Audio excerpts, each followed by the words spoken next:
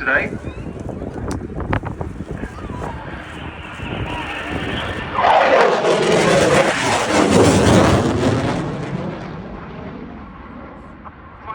Squadron leader Nathan Scheuer from number 29 Squadron at RAF Coningsby on the Eurofighter Typhoon FGR-4.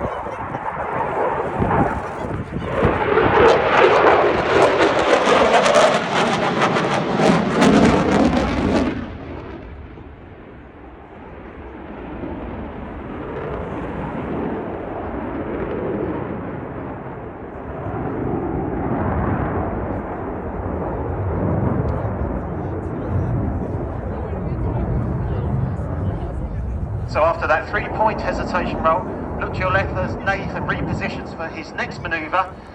Now this is something very special indeed. It is 5 aileron rolls.